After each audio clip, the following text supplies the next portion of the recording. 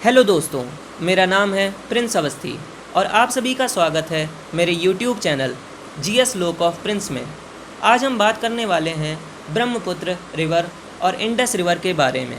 तो चलिए शुरू करते हैं।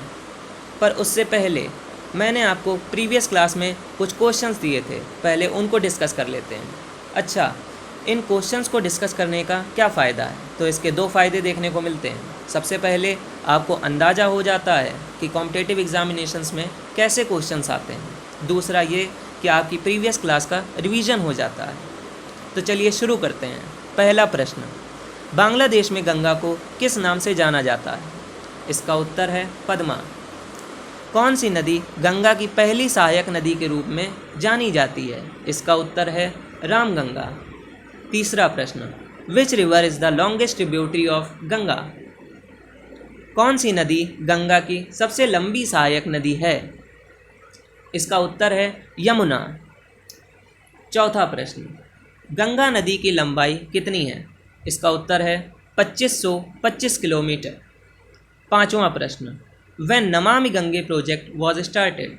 नमामि गंगे परियोजना की शुरुआत कब हुई थी? इसका उत्तर है 2014। Question number 6, which river is known as the sorrow of Bihar? किस नदी को बिहार का शोक भी कहा जाता है? इसका उत्तर है कोसी रिवर। सातवां प्रश्न, where did the Alaknanda and Bhagirathi confluence? Bhagirathi और अलकनंदा का संगम कहाँ होता है? इसका उत्तर है Devprayag. Question number 8, eight which place Mandakini drains into Alaknanda? Mandakini नदी अलकनंदा से किस स्थान पर मिलती है? इसका उत्तर है Rudraprayag. Question number 9, at which place Sharda river and Saryu river confluence each other? Sharda और सरयू नदी का संगम किस स्थान पर होता है? इसका उत्तर है बाराबंकी। तो चलिए शुरू करते हैं आज का टॉपिक, ब्रह्मपुत्र। आज हम ब्रह्मपुत्र के बारे में जानेंगे। तो सबसे पहले ब्रह्मपुत्र रिवर के बारे में जानेंगे कि इसका उद्गम कहाँ से होता है। इसका उद्गम होता है आसी ग्लेशियर तिब्बत में, और तिब्बत से होते हुए यह इंडिया और फिर बांग्लादेश में भी जाती है। सबसे पहले हम देखेंगे कि तिब्बत में इसकी क्या स्थिति है। तिब्बत में इसे सांगपो रिवर के नाम से भी जाना जाता है। इसे सांगपो नदी के नाम से भी जाना जाता है, और यहाँ पर ये कठोर चट्टानों पर बहती है, और जिसके कारण इसकी गति बहुत ज़्यादा होती है और यहाँ पर बाढ़ आने की आशंका नहीं होती है। अच्छा, बाढ़ आने का कारण क्या है? अगर हम इस बारे में बात करें कि बाढ़ आने का कारण क्या है, तो जब नदी टूटी हुई चट्टानों से होकर गुजरती है तो अपने साथ गाद, सिल्ट या कीचड़ अधिक मात्रा में लेकर चलती है, और इससे नदी का जल स्तर बढ़ जाता है, और बरसात आने पर पानी की अधिकता होने पर बाढ़ आ जाती है। ये बात क्लियर है आप लोगों को? चलिए अब देखते हैं इंडिया में इसकी क्या स्थिति है। इंडिया में यह टूटी हुई चट्टानों पर बहती है। यह नदी टूटी हुई चट्टानों पर बहती है। इसे हम कह सकते हैं flows on the faulted rocks. और टूटी हुई चट्टानों पर बहने के कारण यहाँ पर सिल्ट इंक्रीज हो जाता है, गाद की मात्रा बढ़ जाती है। आसाम में गाद की मात्रा बढ़ने के कारण यहाँ पर माजुली रिवर आइलैंड, माजुली नदी द्वीप का निर्माण होता है। माजुली नदी द्वीप जो कि विश्व का सबसे बड़ा नदी द्वीप है, जिसे 2016 में Guinness book of world record में दर्ज किया गया था। अरुणाचल प्रदेश में दिहांग रिवर इसकी पहली सहायक नदी के रूप में देखी जा सकती है। आसाम में इस नदी को ब्रह्मपुत्र नदी के नाम से जाना जाता है। अब देखते हैं बांग्लादेश में इसकी क्या स्थिति है। बांग्लादेश में यह सुंदरबान डेल्टा का निर्माण करती है। सुंदरबान डेल्टा विश्व का सबसे बड़ा डेल्टा है। बांग्लादेश में इसे जमुना नाम से भी जाना जाता है। तो चलिए अब हम ये जानते हैं कि कॉम्पिटिटिव एग्जामिनेशन में इससे क्या प्रश्न आ सकते हैं। तो आपसे यह पूछ सकता है कि ब्रह्मपुत्र का उद्गम कहाँ से होता है। तो ब्रह्मपुत्र का उद्गम अभी मैंने बताया कि आसी ग्लेशियर से होता है। आपसे यह भी पूछ सकता है कि तिब्बत में इसे किस नाम से जाना जाता है, तो आप कहेंगे कि इसे सांगपो नदी के नाम से जाना जाता है। फिर आपसे यह भी पूछ सकता है कि माजुली रिवर आइलैंड कहाँ स्थित है, तो आप कहेंगे आसाम में। आपसे यह भी पूछ सकता है कि विश्व का सबसे बड़ा रिवर आइलैंड कौन सा है, तो आप कहेंगे माजुली रिवर आइलैंड। चलिए अब आगे बढ़ते हैं। आगे हम देखेंगे कि बांग्लादेश में इसकी क्या स्थिति है। तो चलिए बांग्लादेश में पहले हम मैप में एक बार नज़र डाल लेते हैं। ब्रह्मपुत्र नदी यहाँ से होती हुई जब भारत में प्रवेश करती है तो सबसे पहले वह अरुणाचल प्रदेश में दिबांग रिवर इसकी सहायक नदी देखने को मिलती है। उसके बाद लोहित नदी, उसके बाद धनसारी नदी जो कि नागालैंड में है, और उसके बाद बराक नदी देखने को मिलती है सहायक नदी के रूप में। और इधर से हम देखते हैं तो तीस्ता नदी जो कि जिसका उद्गम सिक्किम से होता है, वह भी इसकी सहायक नदी के रूप में देखने को मिलती है। यहाँ से एक मानस नदी भी देखने को मिलती है और यहाँ पे सबनाश्री नाम की नदी भी देखने को मिलती है जो इसकी सहायक नदी के रूप में है। बांग्लादेश में पद्मा नदी से भी इसका मिलन होता है जिससे इसका नाम मेघना पड़ जाता है। अब चलिए आगे बात करते हैं। तो इसमें लिखा हुआ है कि सुंदरबन डेल्टा फाउंड बाय मेघना, और इसी मेघना नदी द्वारा ही सुंदरबन डेल्टा का निर्माण होता है। यह नदी भारत और चीन के बीच विवादित है। क्यों विवादित है? क्योंकि चाइना जो है इसके पानी का ज़्यादा से ज़्यादा उपयोग करने के लिए यहाँ पर बांध बना रहा है और इसके पानी की दिशा को मोड़ने की कोशिश कर रहा है। चीन ने अभी तक ब्रह्मपुत्र पर 4 बांध बनाने की कोशिश की है, जिसमें पहला है जोंगमा, दूसरा है जियाचा, तीसरा है जिक्शु और चौथा है डागू। और इसे चीन में यारलुंग शांगपो रिवर नाम से भी जाना जाता है। इतनी बात क्लियर है। यहाँ से आपसे पूछ सकता है कि कौन सी नदी इंडिया और चीन के बीच में विवादित है, तो आप इसका उत्तर लिख सकते हैं ब्रह्मपुत्र। आपसे यह पूछ सकता है कि चीन ने ब्रह्मपुत्र पर कितने बांध बनाए हैं, तो आपका उत्तर होगा 4। चलिए अब आगे बढ़ते हैं। तीस्ता रिवर। अब अगर हम बात करें तीस्ता रिवर या तीस्ता नदी के बारे में, तो यह किसके किसके बीच विवादित है?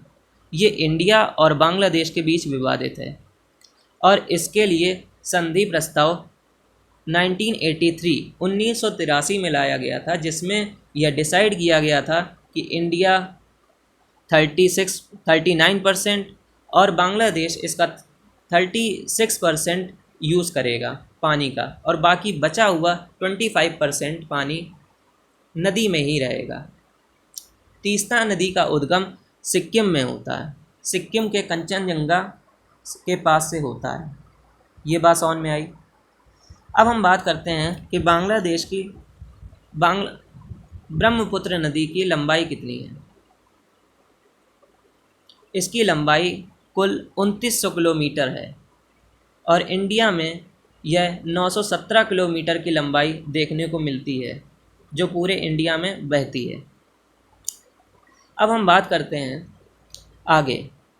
तो यहाँ पर हम देखते हैं कि सादिया ढोला ब्रिज, जिसे हम भूपेन हजारिका ब्रिज के नाम से भी जानते हैं, यह हमें लोहित नदी पर दिखता है। इसका निर्माण कहाँ पर हुआ था? लोहित नदी में। It connects Arunachal Pradesh and Assam. यह अरुणाचल प्रदेश और आसाम को जोड़ता है। इसकी कुल लंबाई कितनी है? 9.15 किलोमीटर। तो कभी कभी आपसे पूछ लेता है कि भूपेन हजारिका ब्रिज की लंबाई कितनी है, तो आप इसका उत्तर लिख सकते हैं 9.15 किलोमीटर्स। चलिए अब आगे बढ़ते हैं।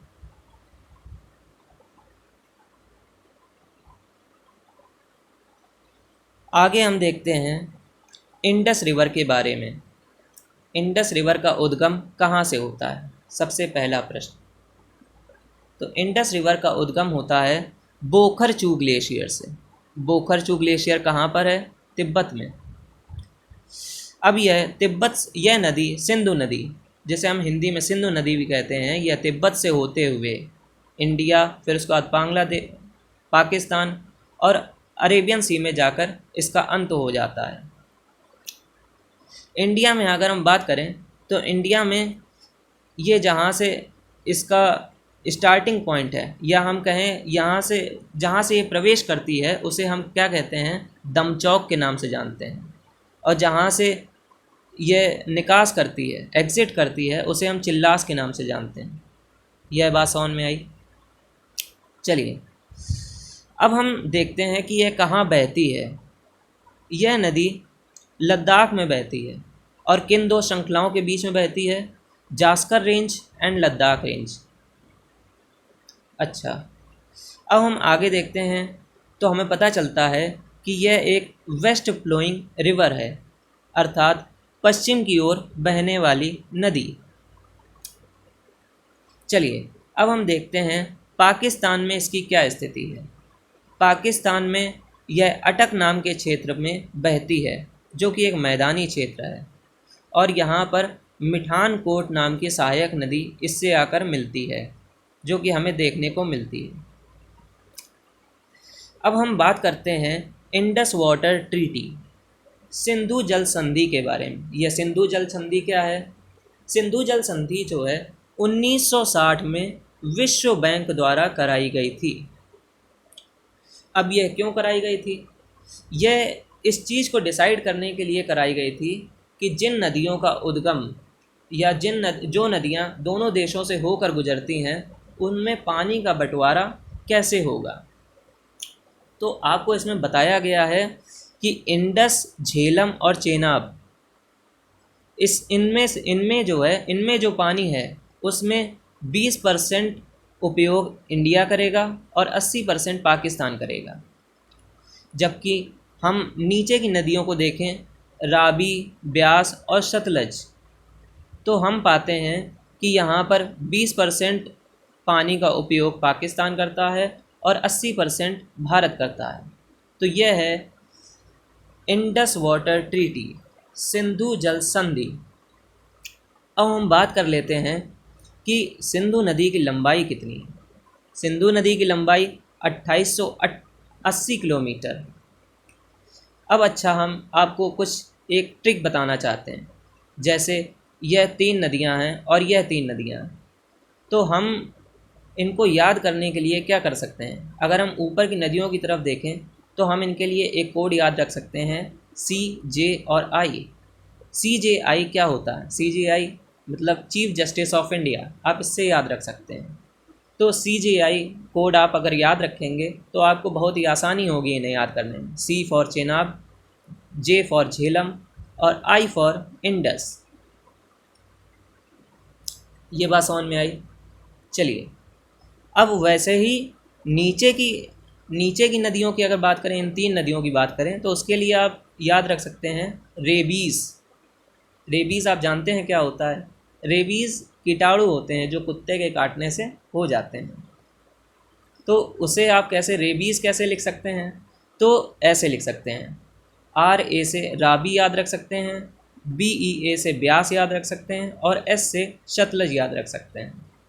देखिए ये सारी ट्रिक्स आपको रिलेट करने के लिए हैं, ताकि आप चीज़ों को लंबे समय तक याद रख सकें, क्योंकि हमारी कोशिश यही है कि जो आपको यहाँ पढ़ाया जाए वो आपको ज़िंदगी के आखिरी समय तक याद रहे। तो आशा करता हूँ कि आपके लिए हेल्पफुल होगा। चलिए फिर आगे बढ़ते हैं।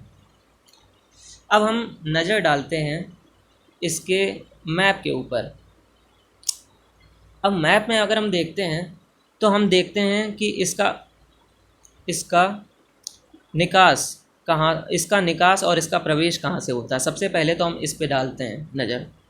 तो ये है इंडस रिवर, ये है इंडस रिवर। जब इंडस रिवर एंटर होती है तो उस जगह को कहते हैं दमचौक, जो आपको मैप पर दिखाई पड़ रहा होगा। उसके बाद जो इसका निकास स्थान है उसे कहते हैं चिल्लास।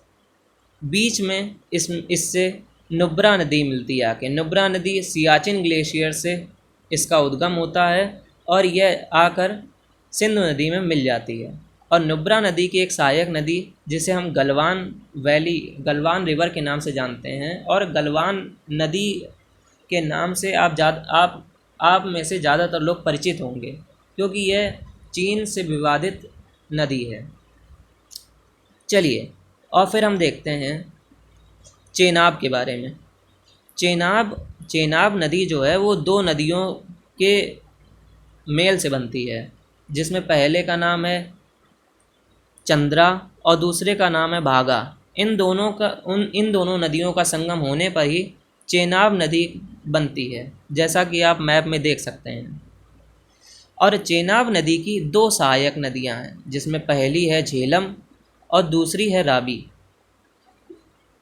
झेलम नदी का उद्गम बेरीनाम झील से होता है और रावी नदी भी आकर चेनाब से मिल जाती है। तो अगर आपसे यह एग्ज़ाम में यह पूछा जाए कि चेनाब नदी की दो सहायक नदियां क्या हैं, तो आप कह सकते हैं झेलम और रावी।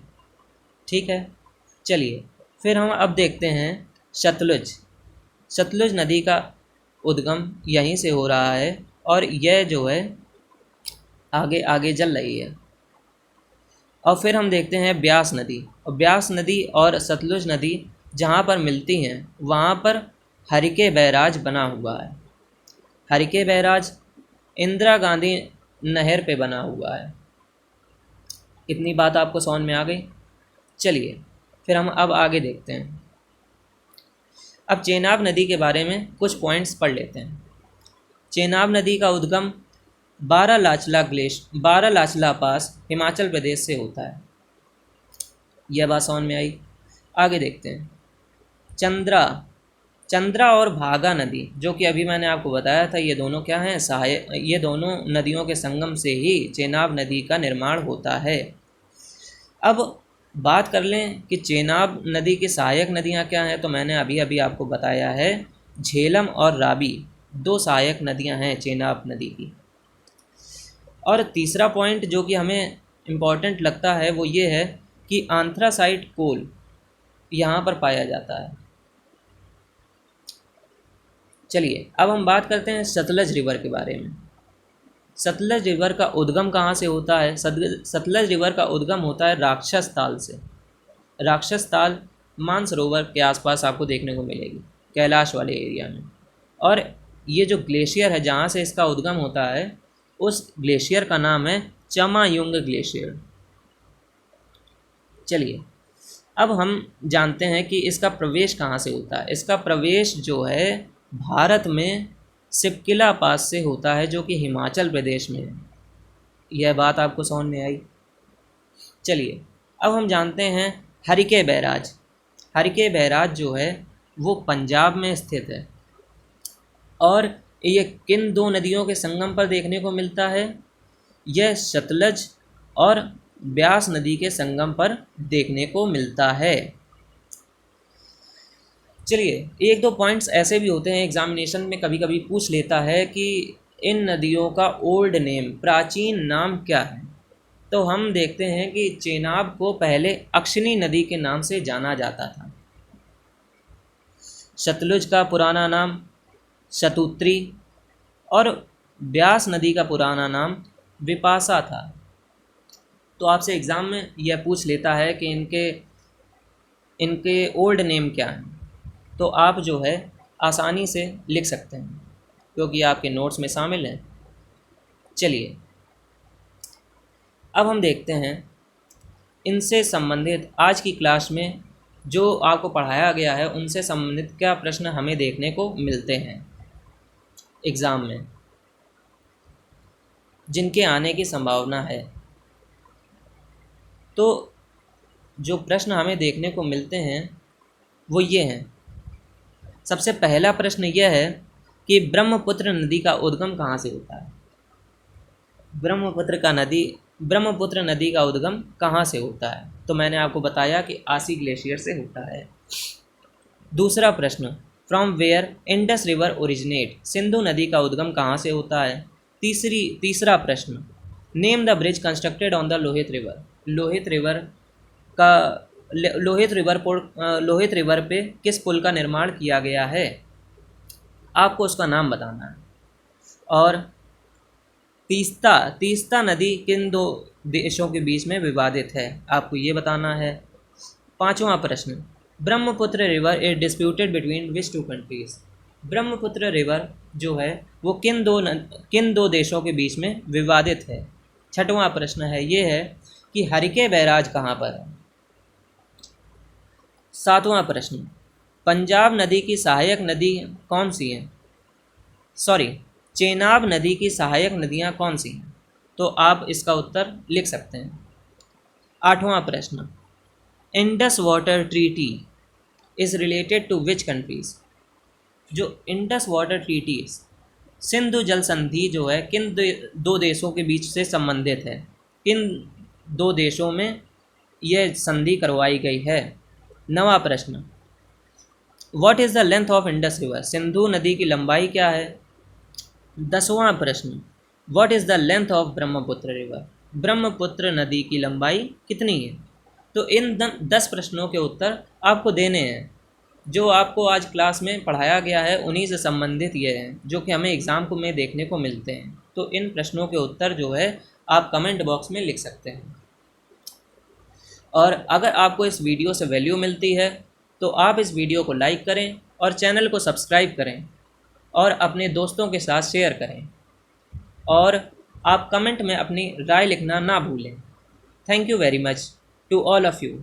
सी you soon in the next class. Goodbye.